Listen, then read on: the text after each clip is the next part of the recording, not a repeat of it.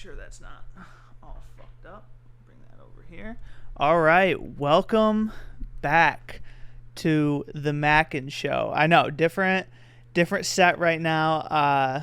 I'm calling this one the comfy episode because, well, let me just start off with an introduction. But welcome back to episode 13 of the Mackin show. Crazy that we got to 13. I'm watching some of my favorite podcasts on YouTube on the TV right behind me, and don't get me wrong, this podcast at the moment is only getting, a couple hundred views here and there, but just still being able to be at 13 episodes is pretty fucking cool to me. I just love making videos. I love talking. Let me turn this down just a little bit. It's just a little bit loud. Is it still a little bit crazy? Hold up. There we go. I think that's better. Yeah, I just sorry, I didn't want to hurt anybody's ears, but no, I love making videos. I love to talk. I could talk to people for hours, literally hours. Like the last episode we did with Christian, I mean, that one could have went for 4 or 5 hours talking about movies, talking about sports, talking about interests and shit. But, obviously, I don't know how many people are going to want to sit there and, listen to someone talk for hours and hours and hours on end. I mean, I just appreciate whoever does, even for, you want to stop around for 2 minutes, 5 minutes, whatever. I do want to make it way more interesting going forward, have really cool people. But no, I love being able to do this shit. And the reason that we're at a different set today is because I'm helping produce another podcast that will be out soon. You guys will see it. I think you guys are going to love it. I think it's going to be super cool. But yeah, so we had a new piece of, well, not really a new, I've just never used it before, a very better piece of equipment for audio and everything. And I was told, hey, you're going to want to use this piece of equipment. It's going to be way better. And I got nervous. I was like, shit, I don't know how to use that one. I was up watching YouTube video after YouTube video. And so I figured, what better way than to, and I didn't want to be in the office for, 87 hours. So what better way to learn it than to bring it home? And I figured I learned how to record on it, but I finally kind of got that down pack, and I was here. I was I got my camera, got a new recording set up. Let's fucking shoot a podcast on the couch. Why not? Let's have a comfy episode. So here we are with comfy episode 13. But no, that brings me to how I was just talking about how I was watching YouTube videos and learning that brings me to a huge point of I really wish I was someone who, and I know it's funny because the day and age we're in, but I really wish I was someone who was really good at learning from watching videos. I can do it, but I'm a in real life person. I need to sit there with the person in front of me teaching it. There's certain things back in school, or if I'm reading an article, or if I'm reading a book, different story. If I'm watching a documentary about some shit, completely different story. I always love to visually learn stuff, but when it comes to very mostly technological shit, if it comes to an editing software or a piece of equipment that I got to use, from camera stuff to audio shit, I need somebody to teach me in person. And I get it. There's people I might go ask person A, can you teach me in person? And person A didn't get, they had to learn it themselves, so why are they going to want to sit here and teach me it? And I also just realized that I'm going to turn this fan off because it's probably really fucking loud. 1 second.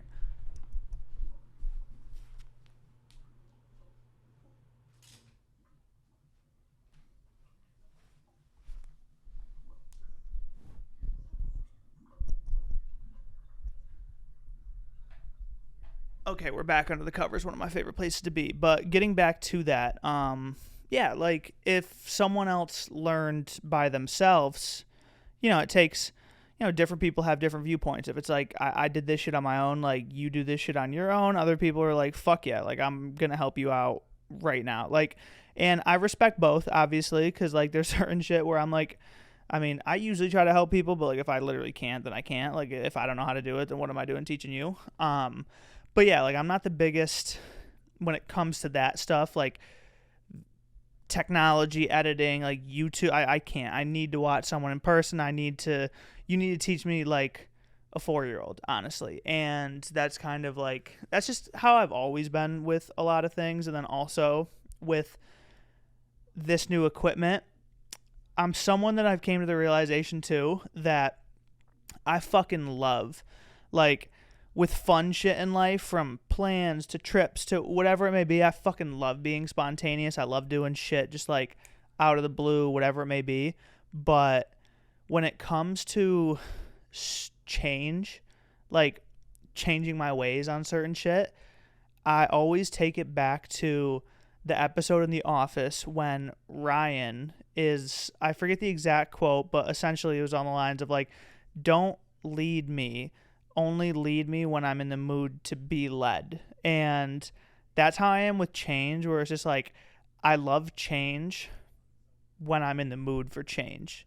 And like, that might be fucking what everybody does, but like, there's sometimes like this editing software I knew, or this editing equipment or audio equipment, whatever. I had a specific piece of audio equipment that I used and loved it. It was great. And then I was told like, oh no, this one's better. Like, you should learn how to use this one. And I was like, fuck that. Like, I don't want to, like, that shit's going to be hard. Like, no, I don't want to change. I like the way I'm doing it, all this type of shit. And wasn't really in the mood to be led, but I want to produce this upcoming podcast. I want to do it well. The person that told me that this is good like audio software,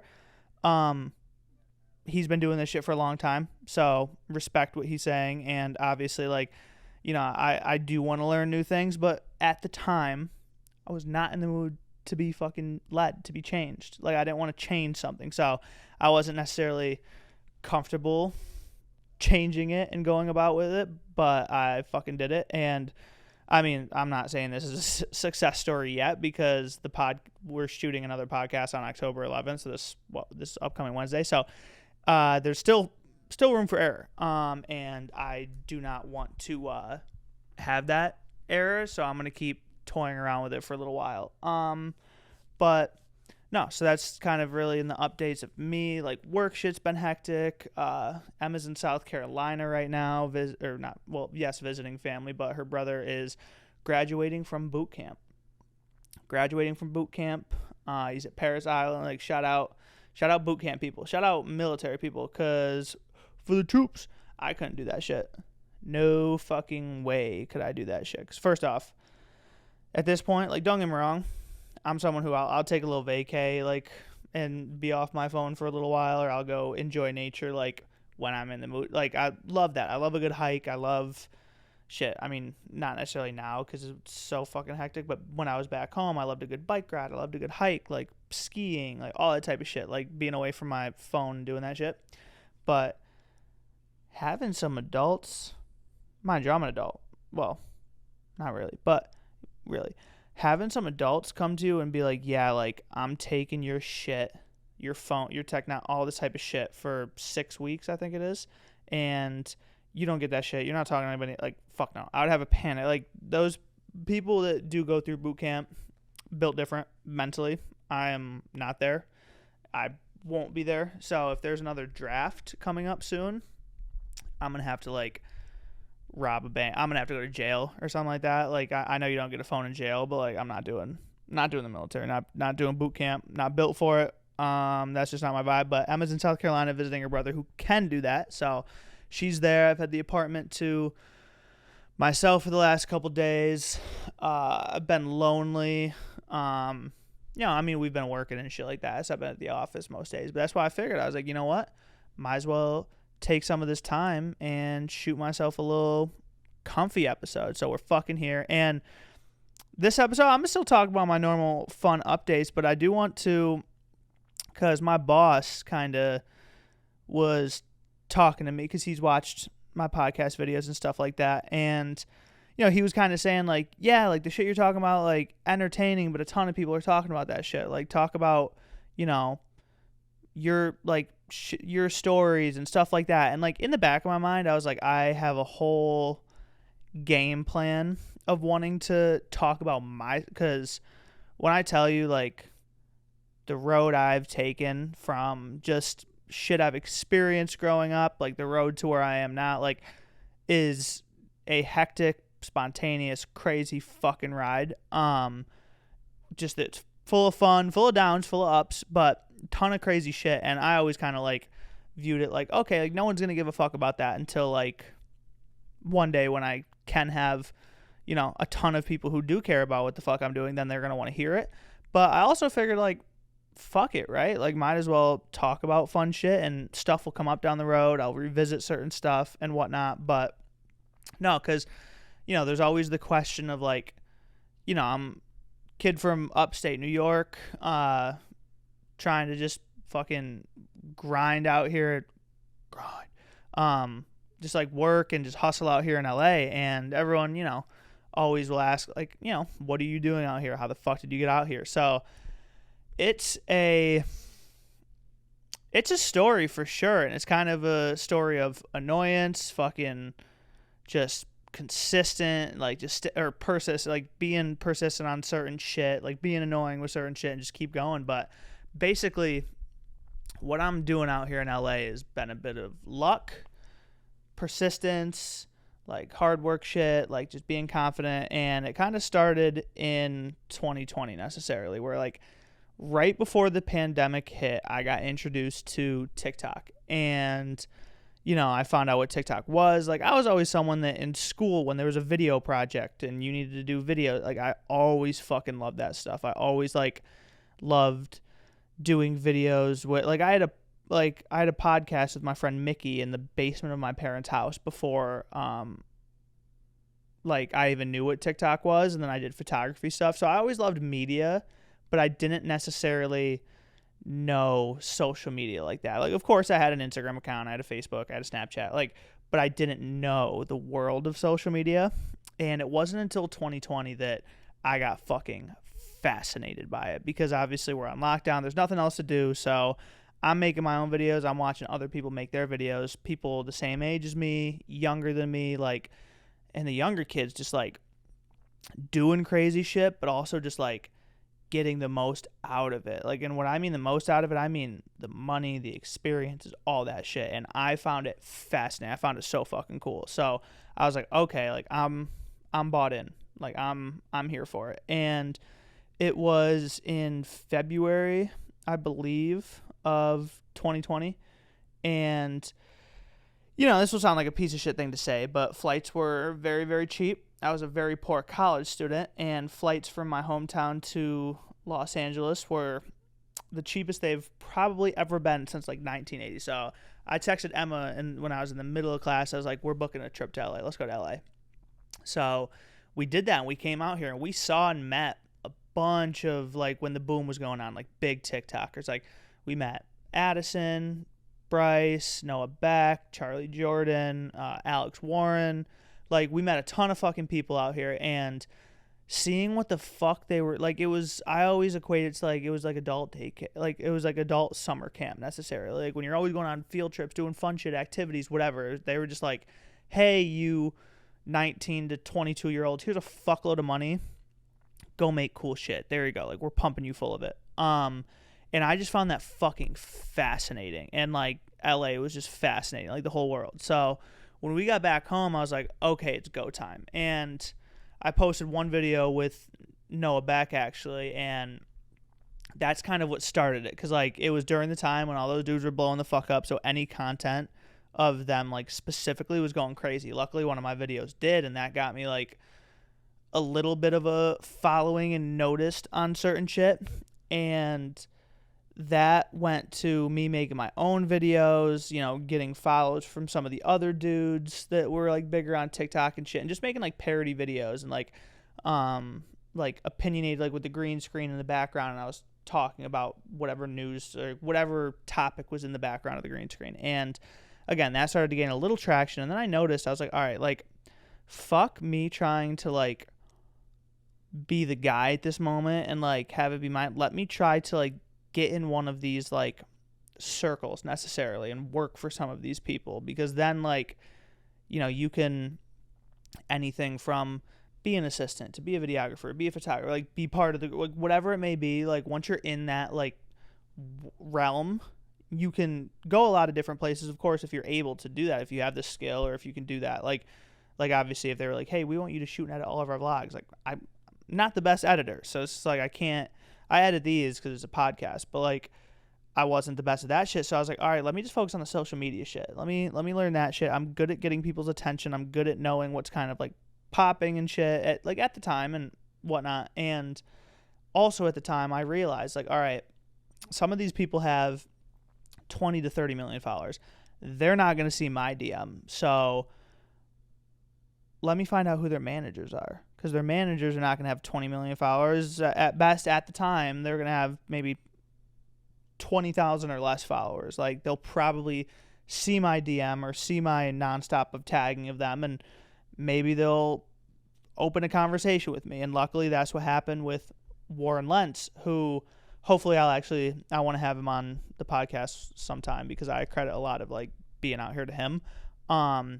Because yeah, I got in contact with Warren, and it was right around the time of the TikTok YouTube fight in Miami, and Annie Energy is what Josh Richards and Bryce Hall's energy drink was at the time. And they were just like, yeah, like, we're doing activations for Annie. We know you've been posting a ton of parodies about it, tagging the account. Like, we've seen your shit. Like, come down to Miami, like, work for us for the 2 or 3 day span that we're down here.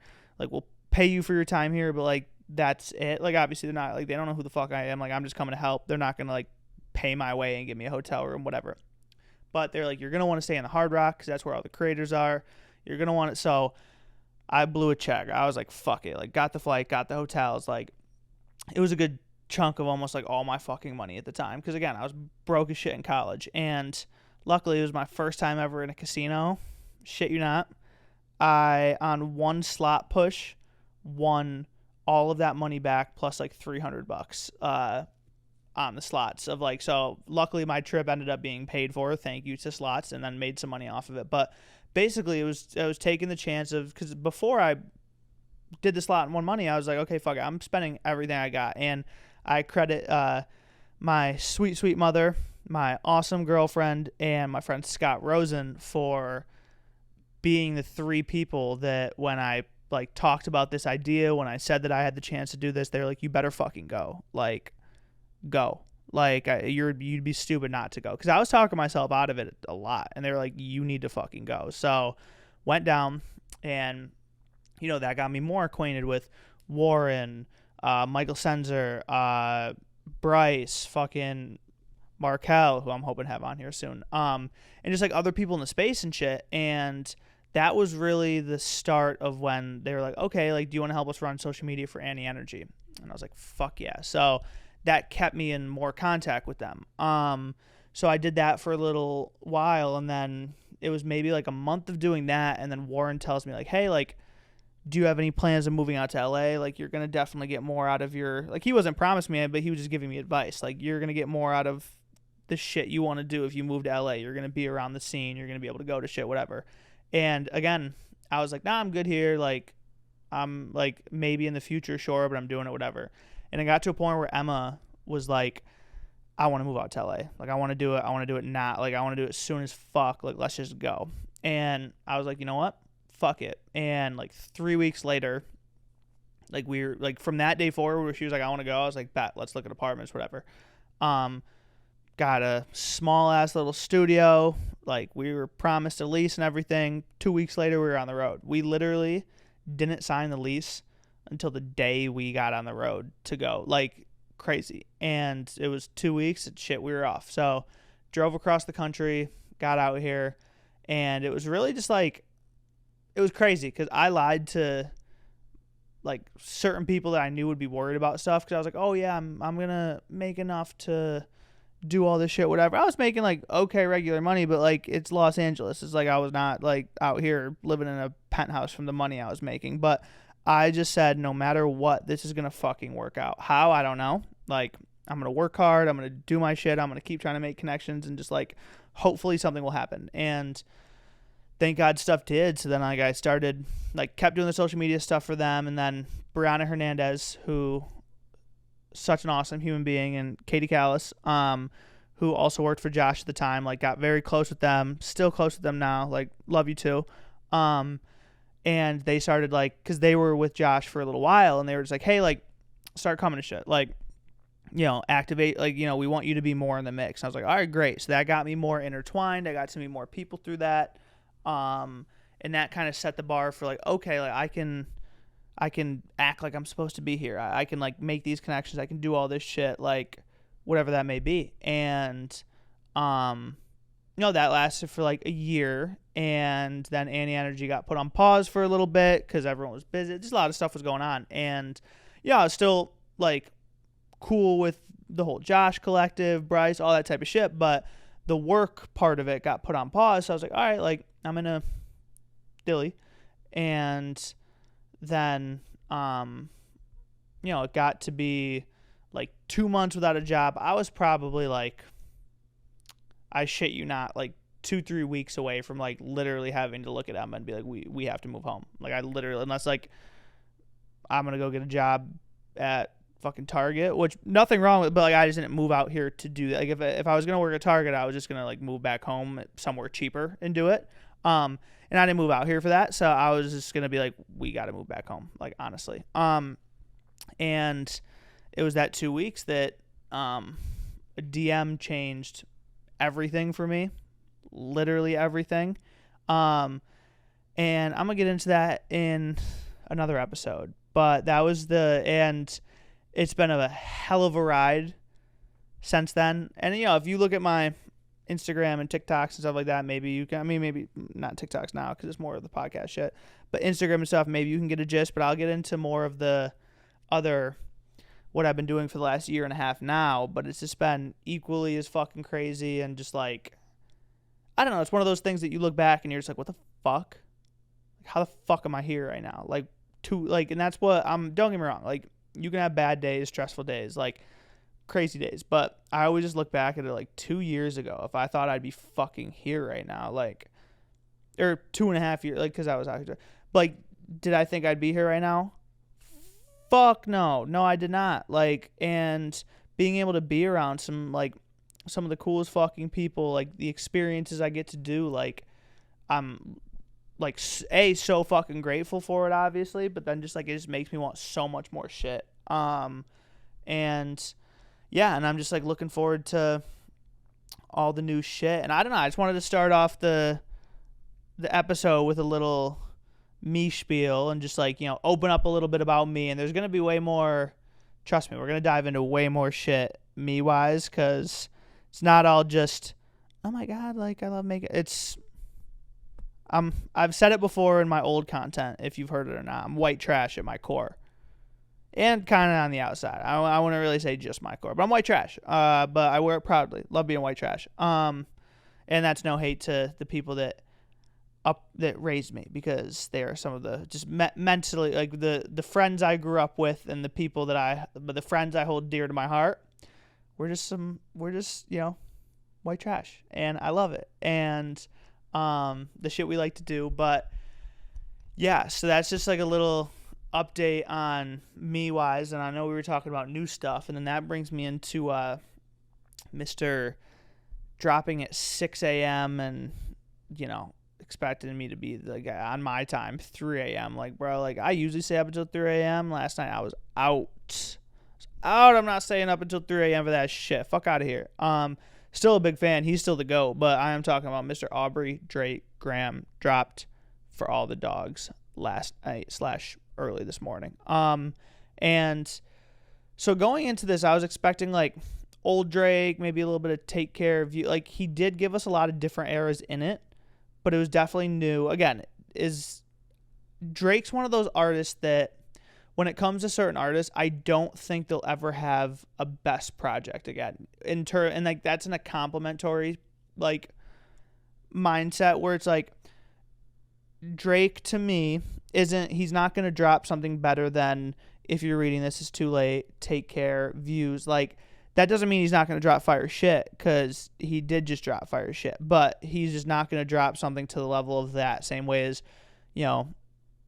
Future isn't going to drop the same fire as Dirty Sprite 2. Like, Kendrick's not going to drop the same as Good Kid, Mad City. Like, I'm not really the biggest J. Cole guy, but, Trav probably, like, and I loved Utopia. But Trav probably isn't going to be able to top, like,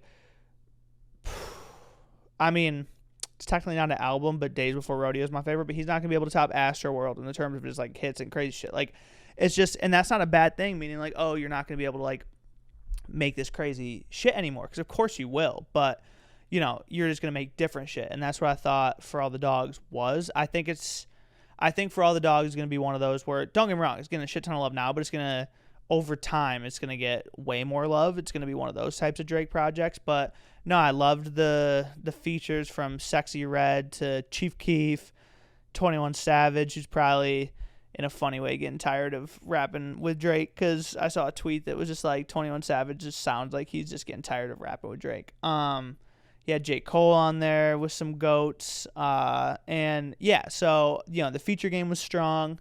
The album itself was strong. It came out with a music video already with Lil Yachty and Cole Bennett's first music video for Drake. So, no, I thought For All the Dogs was fucking fire. I don't really know any more, like, crazy music that's going to be coming out this year, at least, that's like 100% like confirmed and shit like that. But no, so I thought it was a good listen today. Again, it's going to be one of those overtime ones for me, but I would definitely put this at maybe like 7, 5 or 6 at the moment of my favorite. Because, like, if we're thinking, I got, if you're reading this is too late, Take Care, Views, So Far Gone. I'm gonna put What a Time to Be Alive on there. I know it's a joint album, but still. Scorpion, and then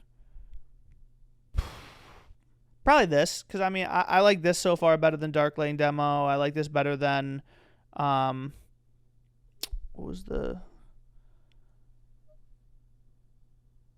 hold up for a sec, because I just forgot the fucking, I can't believe I forgot some Drake album names. That's so crazy of me. Yeah, I like this better than Her Loss, even though Her Loss had some fire. Like, I'm not, like, from Rich Flex to Jumbotron Shit Poppin', like, Circo Loco was fire, but yeah, Rich Flex wasn't the craziest one. Honestly, Nevermind was pretty good, from Massive to Jimmy Cooks to Texco Green. Like, that was good, but yeah, I'd put it, oh my God, and I forgot More Life too. That's crazy. So yeah, when you're Drake, like, it's going to get tough to beat some of the projects you already have. And if anything, that's like such a fucking compliment. But yes, that's where I put For All the Dogs. I think that shit was a fire ass fucking album. I'm a big rap fan, so obviously, like, that's right in my demographic. Like, obviously you got fucking, you know, I feel like everyone now is more on a country wave. Maybe it was just the summer wave, but like from Zach Bryan, Morgan Wallen, like, I've never seen, and maybe it's just because it's not my, like, main, like, it's not coming up on my algorithm as much and shit like that, but it just seems like country music has made such a crazy, like, jump in don't get me wrong, I had this debate the other day.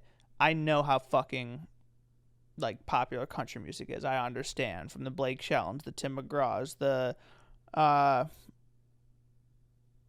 George Strait, like, people of the world. Like, I get that. I understand country is, like, fucking huge, but socially wise and just, like, how people my age, like, I just feel like I've seen it way more. But, you know, I think hip-hop's run of, you know, like, 2012 to 2019 of being, like, the king of shit, I think that's over at the moment. You know, I definitely think there's other genres that are taking it. But, yeah, that's where, you know, For All the Dogs, fucking fire. I'm trying to think. Fucking Taylor's, obviously, she dropped 1989 shit. I think she dropped 1989. I don't know. I just wanted an excuse to talk about Taylor. I wanted a good segue to talk about the Queen, Taylor Swift, and some Travis Kelce. So, I saw this conspiracy theory that I thought, I don't think it's, like, I think it's true. Like, I really think it's true. Like, and I think it's a genius, where if you went on Google and you typed in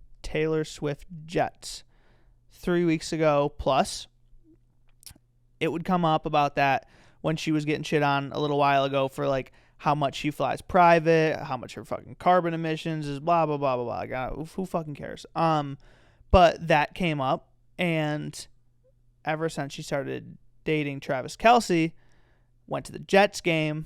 If you type in Taylor Swift Jets, that's the only fucking thing that comes up is her at the Jets game, articles about it, picture, all this type of shit. It's almost like the Walt Disney effect with Frozen, how before the movie came out, if you typed in Walt Disney Frozen, about how, like, of course, like, he's one of those billionaire weirdos that he literally froze his head in hopes to, at some point, maybe in the future, come back to life. I don't fucking know.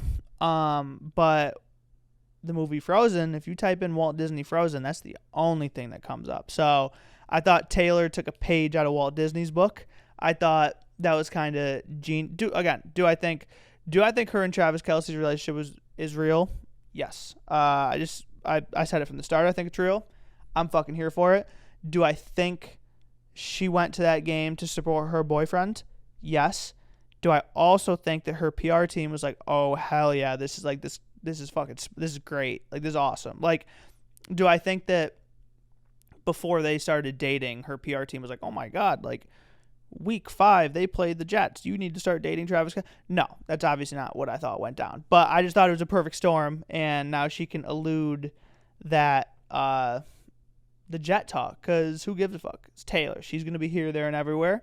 She needs that fucking security of flying private, so give her a goddamn break. I know for a fact if I could fly private every day, or if I could fly private for every flight, my ass would be flying private every flight.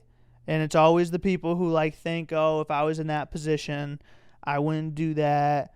I would be riding economy. No, the fuck you wouldn't. You just wouldn't. If you had the money and the access that someone like Taylor Swift has, or any of these billionaires, whatever, you would be doing the same thing. Like, why would you not want a plane to yourself and your homies and your family, your friends, the people you, whatever it may be? Why would you not want that? Like, of course you would. And you would choose it 10 out of 10 times. So would I. So I never gave a fuck about that. But regardless, I just thought her going to the Jets game was fucking an awesome move. And someone else is talking about it, that they don't think she's going to go to, who do they play next? The Vikings game.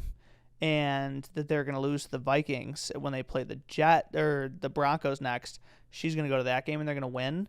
Now Taylor's going to officially become the Chiefs' good luck. Which I thought was already written in stone. Like, if Taylor Swift's at your game, you got to win. Whether someone's dating or what, if Taylor Swift's at your game, you got to win. Like, Jets didn't get that memo, but Zach Wilson also played his ass off. So that's my opinion on that. And shout out Taylor, shout out Travis. I know this is so early. I'm gonna be one of those fucking annoying people, but I hope that shit goes for. I really do. I hope that shit goes. I'm a fan of love, honestly. Like, don't get me wrong. I love the chaos of shit, because, like, without chaos shit, you wouldn't get some of Taylor's best albums. We wouldn't get fucking Future without some toxicity and chaos. Like, you know, some of my favorite art, The Weeknd, like, some of my favorite artists are created from that toxic relationship life, fucking sadness, all that type of shit. And I want them to find happy, of course. But I root for love, so I'm here for it. I can't wait to, see where that shit goes. I'm just looking back down at my little list of what we got going on here. Something that's coming up, because I'm just watching on the TV right now that I can't fucking wait for, is Logan Paul versus Dylan Dennis. And KSI versus Tommy Fury. I do think Tommy Fury is going to beat KSI. I think, Tommy's a boxer. Tommy's an actual boxer. And he's just way bigger than KSI. He's more technical. So I think Tommy's going to beat KSI. Logan's going to beat the fuck out of Dylan Dennis. I still have a little thought that Dylan is going to back out of the fight at, like, the last second, and he's going to get hurt or something's going to happen. But I do think he's going to back out of the fight. I really, really hope not. But I do believe that Logan Paul is going to fuck him up. And you got to do that shit. You got to do that shit for your wife or fiance at this moment. And he's got to do it because he's been talking hella shit. And, like, you're Logan and Dylan's a fucking troll and annoying and shit like that. But, yeah, Logan's going to fuck him up. I can't wait for that. And then it was funny that, speaking of Tommy Fury, I was surprised, or, like, Emma was surprised by my answer the other day. We're, like, with the podcast. She's like, who is, like, a guest that you'd really want to have on that, like, would just be random and shit. And I was like, Molly May, 100%. Like, I knew who Molly May was before I knew who Tommy was. Like, obviously, everyone knows fucking Tyson Fury, but I didn't know anything about Tommy Fury at the time. And Love Island pointed me to Molly May and Tommy Fury, and obsessed with Molly May, honestly. Like, first off, love a good UK accent. Like, always love it. But regardless, yeah, Molly, if you ever want to come on the podcast, that'd be fucking, even if you want to zoom in really quick, zoom in for a little chat, that'd be fucking awesome. But no, she'd be like a little, like, awesome surprise guest on this podcast. I'm trying to think, like, who else I named that. I mean, my goat of goats that I'd want in this podcast is Will Ferrell. I know I talked about him a lot in the last episode, so I won't go, like, too deep again. But Will Ferrell is just, like, one of my, like, Mount Rushmore of people I'd want to have on this podcast and talk to, because... And I'd really hope he wouldn't be mad at it, and I'd hope he'd watched this exact clip before, but I would be doing a lot of, like, role-playing because Will Ferrell, like, built my childhood. But I won't go on too much of that. I can't do Steve Irwin, obviously, rest in peace. Would love LBJ, obviously. LeBron would be fucking awesome. Would love Dua Lipa on this podcast, man. That'd be fucking awesome. I don't know if I could handle having Dua Lipa on this podcast. I would definitely fold. I would just be so nervous. Like, hi. How are you? Like, I would fold 100% if Dua Lipa was on this podcast. But trying to think of, like, what you know what I thought was so funny, and because it's been making, like, headlines lately, and this is where I feel like if it keeps affecting it, it could for sure be the end of it, or, like, way more regulated, that Ozempic has officially hit stores. And what I mean by that is, like, places like Walmart, Target, like, big chain, like, grocery places and whatnot, have seen a decrease. Steiny's about to fight Derek, so I gotta wait for this. They've seen a decrease in people buying groceries since, like, Ozempic became popular, and I find that fucking hilarious. So obviously, like, I mean, Ozempic was like that, like, it's just kind of like Adderall, where it's like, once you realize, like, oh, okay, this shit's really not, like, harmful to you, and you can go to a fucking doctor, say I have A, B, and T, and they'll just fucking give it to you. It's not like the same as, like, other shit. Like, you can probably just get it. Everyone decided to go get Ozempic. Me, I just decided to stop drinking soda and eating fast food as much. But other people go the Ozempic route, and shout out to them. But it's crazy that it's actually, like, officially been hitting, like, the big chains, and obviously those are, like, you know, $100 billion companies. Like, those are people that can compete with the pharmaceutical companies that are putting out, like, you know, if Joe Schmo on the street, I don't want Ozempic, what the fuck are you gonna do to Purdue Pharma or whoever the fuck is putting it out? Like, you're not gonna be, like, I mean, those are billion-dollar companies. You're not gonna be able to do shit. Someone like Walmart is upset with you, yeah, you're in for a little ride. If a company like that is like, okay, we're gonna take you to court, then it gets fucked, because it's just like, oh shit, like, they can keep up with court, and we're going to be bleeding money. So maybe let's figure out something to do with that. No, it's 12:41.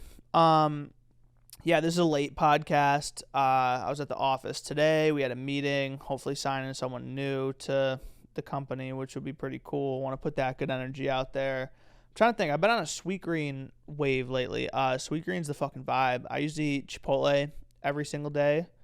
I'm just waiting.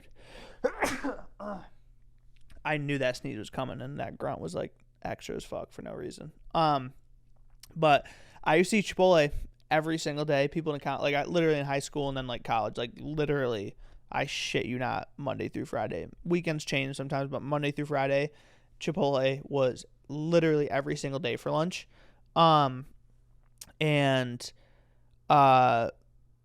Lately, over the last 4 days, it's been a 4-day count, we've been doing Sweetgreen every single day. I finally found my bowl that I fucking love, and I'm going to tell it to you right now. We go arugula. We go wild rice. We go onions. We go that, like, weird slaw thing they have with, like, onions and carrots and shit, whatever. We go avocado. We go corn. Go blackened chicken and heavy balsamic vinaigrette. If you want a good-ass bowl from Sweetgreen, order that. It's officially called the Mackin. That's the Mackin bowl right there. And yeah, I thought that shit was good as fuck. And because our office is right next to a Sweet Green, so it's just easy to walk down and just like go get it instead of like having to spend money on Uber Eats or like drive somewhere. So yeah, I've been on a Sweet Green wave lately, and not to sound like a pussy, I like feel healthier from it. I've had it for like the last 4 or 5 days in a row, and it's like my days feel good, like going to the gym at night and shit like that. I sound like such a fucking gym douchebag. Like I really like no. But just feeling healthier, and I like that shit, because something that, people can, like, you get those fucking annoying ass Instagram, like, let me teach you the right stuff to, like, whatever works for whoever else. But for me personally, I've definitely noticed for a while now that just, like, the healthier I am physically, like, that shit helps mentally so fucking much. I used to be fat as shit.